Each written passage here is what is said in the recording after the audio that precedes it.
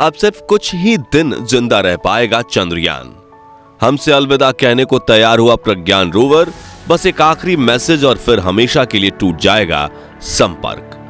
दोस्तों, चंद्रयान 3 मिशन हमारी space agency ISRO और पूरे भारत के लिए कितना कामयाब रहा है, यह हमें बताने की जरूरत नहीं है। इसकी बदौलत पूरी दुनिया में भारत का नाम रोशन हुआ है और इसने हमारी स्पेस एजेंसी इसरो को भी एक नया मुकाम दिलाने में मदद की है। लेकिन अब यह मिशन अपने समापन की ओर बढ़ चुका है। इसका मतलब यह है कि चंद्रयान 3 जल्दी ही हमें अलविदा कहने वाला है। जी हां, आपने बिल्कुल सही सुना। हमारा प्यारा चंद्रयान अपना काम पूरा करके हमें हमेशा के लिए गुड बाय कह देगा।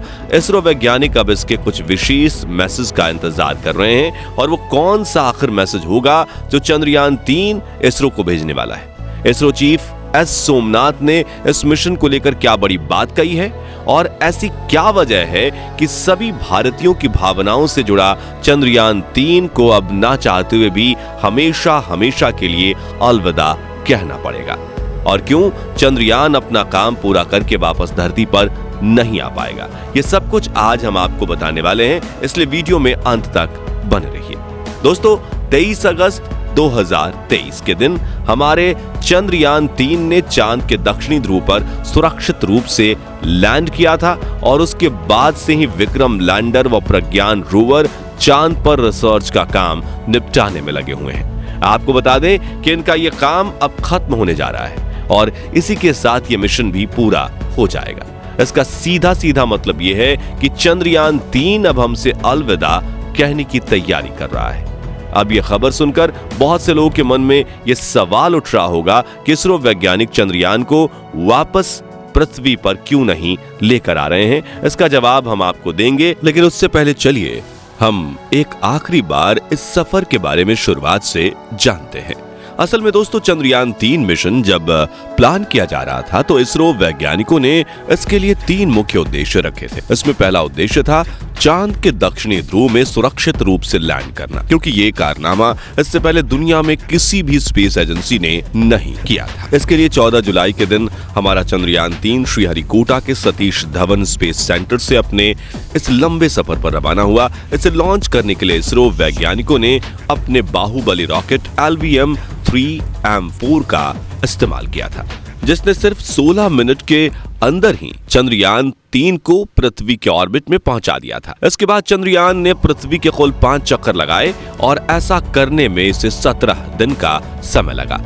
इस तरह पृथ्वी का ऑर्बिट पूरा करने के बाद 1 अगस्त को इसे ट्रांसलूनर ऑर्बिट में डाला गया और यहां से इसका पृथ्वी को छोड़कर चांद की तरफ बढ़ने का सफर शुरू हुआ। 5 दिन इसी ट्रैक पर आगे बढ़ने के बाद चंद्रयान को लूनर ऑर्बिट यानी कि चांद की कक्षा में डाल दिया गया। फिर पृथ्वी की तरह ही इसने चांद के भी 5 चक्कर लगाए। हालांकि इस बार इसका ऑर्बिट बड़ा होने की जगह छोटा होता गया और ऑर्बिट करते हुए यानी चांद के चक्कर लगाते हुए चांद के करीब आ गया। 5 ऑर्बिट पूरा करने के बाद 17 अगस्त के दिन प्रोपल्शन मॉड्यूल और लैंडर मॉड्यूल को एक दूसरे से अलग किया गया और लैंडर मॉड्यूल आगे की तरफ अकेला ही निकल गया, जबकि प्रोपल्शन मॉड्यूल आज भी चांद के उस 100x100 किलोमीटर के ऑर्बिट में चक्कर लगा रहा है। इसके बाद विक्रम लैंडर की डी ऑर्बिटिंग स्टार्ट हुई और गोल गोल घूमते हुए चांद की सतह की तरफ वो बढ़ने लगा। 2 बार डी ऑर्बिटिंग करने के बाद विक्रम लैंडर ने अपनी लैंडिंग साइट को खोजा और फिर तेजी से इसने फ्री फॉल करते हुए उसकी तरफ नीचे आना स्टार्ट किया। इस दौरान इसरो वैज्ञानिकों ने लैंडर के सभी सेंसर्स और इंजन को ऑन कर दिया था ताकि नीचे उतरते समय ये अपना बैलेंस बनाए रखे और आखिरकार 23 अगस्त का वो दिन आया जब चंद्रयान 3 को चांद के दक्षिणी ध्रुव पर लैंड करना था। और जैसा इसरो ने प्लान किया था बिल्कुल उसके मुताबिक चलते हुए शाम करीब 6:03 पर विक्रम लैंडर सफलतापूर्वक नीचे उतर गया। ये इसरो समेत पूरे भारत के लिए एक ऐतिहासिक पल था। यहाँ तक कि पीएम मोदी ने खुद वीडियो कॉल करके सभी वैज्ञानिकों को इस सफलता की बधाई दी और इस दिन को भारत का नेशनल स्पेस डे घोषित कर दिया।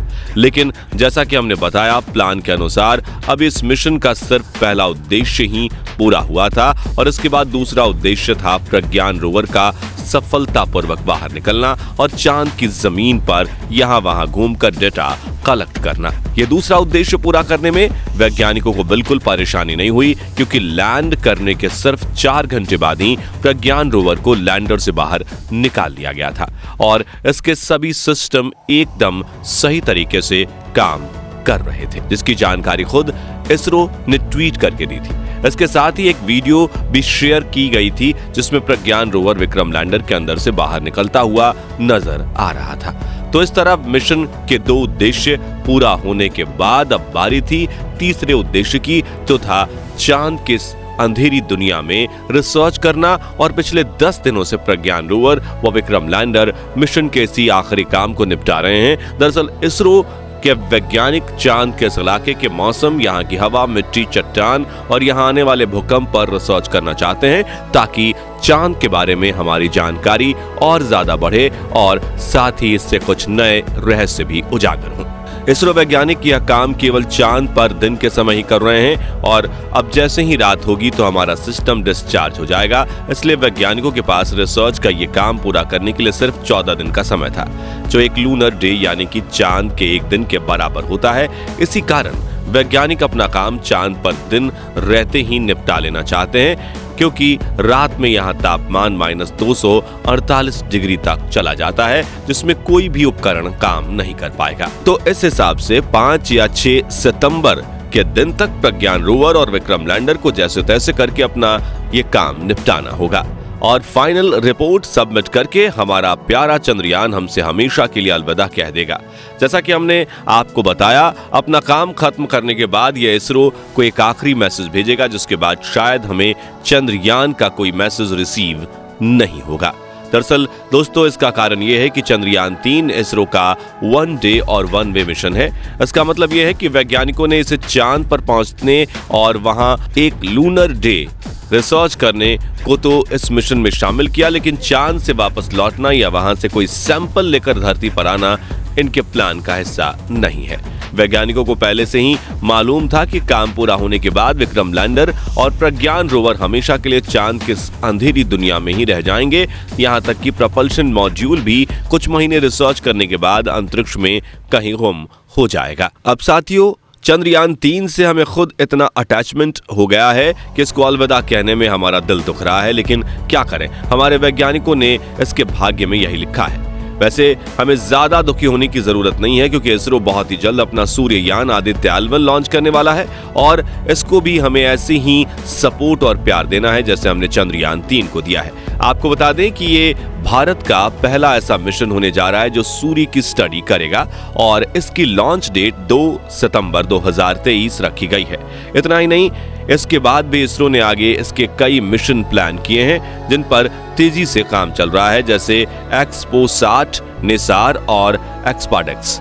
यहाँ तक कि इसरो चीफ एस सोमनाथ ने भी आगे अपने मिशन को लेकर बहुत बड़ी बात कह डाली है। दरअसल हाल ही में मीडिया के सवालों का जवाब देते हुए उन्होंने कहा कि भारत चांद पर पहुंच गया है, लेकिन हमारी काबिलियत इससे कहीं ज्यादा बढ़कर है। उन्होंने कहा इसरो को और ज्यादा इन्वेस्टमेंट की जरूरत है, जिससे वैज्ञानिकों का कॉन्फिडेंस बढ़ेगा और अगर ऐसा होता है तो हम चांद ही क्या, मार्स और वीनस जैसे ग्रहों पर भी पहुंचकर दिखा देंगे।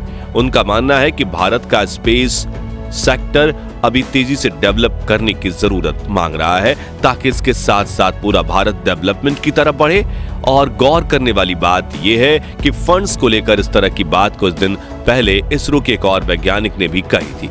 ऐसे में यह सवाल उठना लाजमी है कि क्या सरकार वैज्ञानिकों को पर्याप्त फंड मुहैया नहीं करवा रही है, और अगर ऐसा है तो क्या सरकार को इसरो में अपना इन्वेस्टमेंट बढ़ाना चाहिए, या फिर सरकार को पहले देश के कोने कोने में शिक्षा, चिकित्सा और बिजली पानी पर फोकस करना चाहिए। दोस्तों, आप इस बारे में क्या सोचते हैं?